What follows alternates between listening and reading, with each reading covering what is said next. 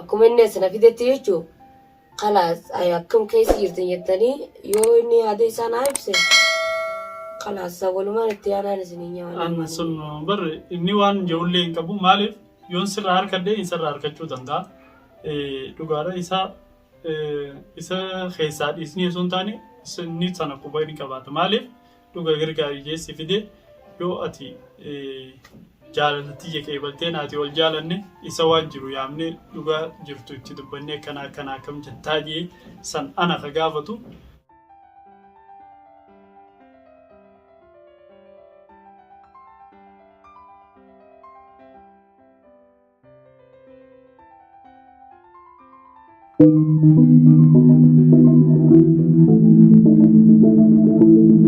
Assalamu alaikum warahmatullahi wabarakatuh. Ashamar kafune kabajamtoota fi daawwattoota maatii chaanala keenya iddoo jirtan maratti salaamtaan teenya tan onneerraa burkite isin bira haadha qabdu isiniin jecha akkami nagayaa fayyaa keessanii nuti alhamdulillah nagayaa fi fayyaa qabna.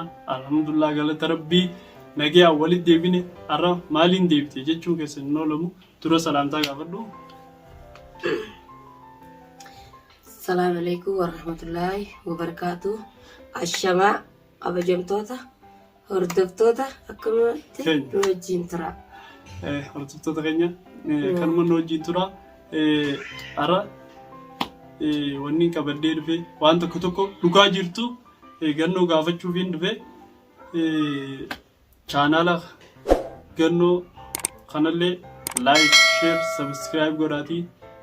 Cinaa dhaabbadhaa gargaara koomentiidhaan jajjabee isaan isiniin jaa akkuma isinuu waa hedduu naaf yaaddee oromummaaf jecha naaf dhimmamtee akka obboleessaa tokkotti jettee duraan na bira dhuftee haa galatamtu isinilleen namaaf yaadu kana yaadaa fiitii sabskiraayibii godhaaf cinaa dhaabbadhaan isiniin jaa har'a immoo wanni dhufeef dhugaa jirtu waan takka adda baafachuu barbaadeeti. Wanni adda baafachuu barbaade kana dura siin jaaladdaa akkamii yoo natti heerumtee jeetiin gaafadhee ture itti rafeetiin ilaalanaan jettee alaas itti raftee ilaaltee an dhugumaan naan jechuu jirtiifin ta'a. Isiin ammoo piraankiidhaan naan jettee viidiyoo kana dura chaanaala isiirra gadhiifame san irratti piraankiidhaan naan jettee isiin laaluu deemaa maal naan jettee har'a ammoo wanni adda baafachuu barbaadu dhugaa jirtu san isiirraa baree natti heerumtamoo natti hin heerumtu waan jiru isiirraa adda baafadheetiin akkasitti yoo sittiin heerumaa ka jettu taatee anis qophaa'ee waa hundaanuu waan jira godhuu barbaada. Yoo isin akkasittiin heerumu jettu taates akkasii waa hundaa adda baafachuun barbaada. Maaliif eeguttiin jira deebisaa isirraa illee hin harkanne kamiin gaasirraa deebisaa irraa harkadhe jee yaade biraan keetteetii amileen keessatti caccabsite sanumaafuu inshaallah ta'uma hayyamtu rabbi haa godhu afaan sirraa waliin dhageenya. Har'a maaliif hin dhufe akkumaan daawwattoota himuu jirutti dhugaa jirtu waan takka sirraa adda baafachuun barbaade kana duraas sitti himii waa hundaa si wajjin haasayeetiin jira. Har'a daawwattoota kiyya duratti taa'ee si wajjin adda baafachuun barbaada. Amma waan isin itti raftee itti bulte itti oolte guyyaa lama kana dura gaafadhaan kinaan jettee har'a dhugaa jirtu qofsaniin barbaada ni beektaa? Akkami natti heerumta moo natti hin heerumtu jaalalatti qeebalte moo hin qeeballe jechuudhaaf hin dhufe. Hin sodaatini kun waan sodaatullee hin qabu. Daawwattoota keenya waa takka illee sodaatin.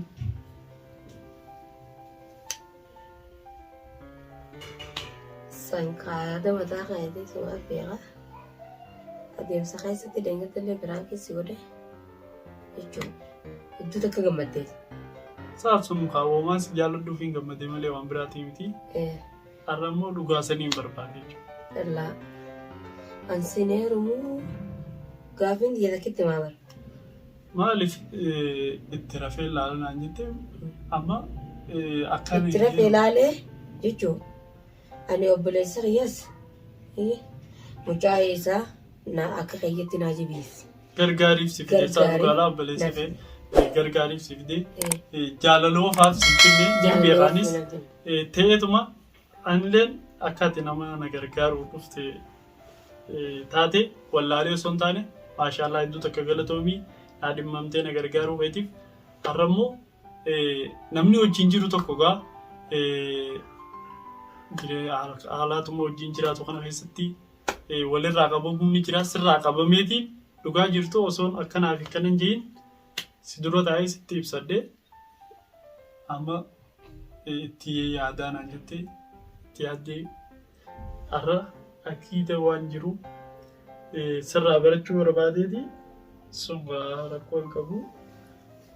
Kalaasanii obboleessa qiyyaas naaf deeme. Kan obboleessa qiyyaas naaf deemti. Isa na yaamu qabda. Moota isaa rakkoo hin qabu. Inni bikka dhaqullee hin qabu ni jira. Nurraa illee fageenya dilasii hin qabu. Bilbilaanis ol quba qabna. Ni yoo yaames amma yoo hojjeenis nama amma ka'ee dhufu rakkoo hin qabu. Maaliif isa yaamu osoo hin taane dura sirraa fuula yoo narkadde isa yaamee akkanaa jee waan jiru itti ibsachuun hin danda'a. Saniifuu an jechuun fuula yoo isarraa argatte narraa argatta. Inni ammoo mucaa kana maali minaamin jee as na fideemi.